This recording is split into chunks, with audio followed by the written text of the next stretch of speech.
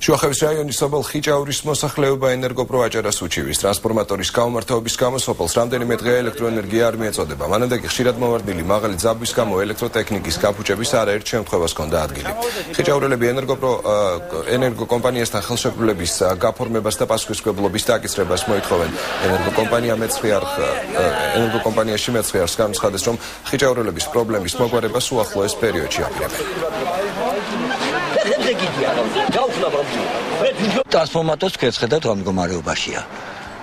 იმიტომ რომ წაიღეს ახალი იყო აქა დაიწვა, წაიღეს, მოიტანეს, ის ძველი ჩადგეს, ძველმას არ გაამართლა. დღეს უკვე მთელი დღე შუქი არ არის.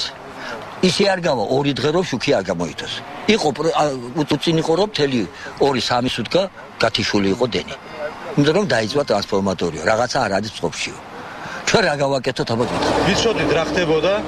არ გვინდოდა მეს პატარა ჩვენი ელექტრიკები მოყოლოდნენ ამ ვისიდან იქნებოდა ზეწოლა არ ვიცი, მაგრამ ახლა ჩვენ კიდე გვინდოთ თქვენი საშუალებით მივაწვინოთ ხმა მთავრობას, რომ აი ის ვინც ენერგოპროში მთავარი არის, იქამდე მივიდეს, რომ მოგვიტანოს ის წესიერი ტრანსფორმატორი დაგვიდგა საკადარ. ახლა მაგი დაგვიდიან და გუშინ ჩვენ საღამოს გავსიძეთ მოთხოვნა გაკეთებული გვაქვს. სულ არ გავაკეთოთ. ახლა ჩვენ ვერ ვაკეთებთ მაგას, ვერ ვარემონტებთ. ახლა მექანიზმია და დაზიანდა მაგი.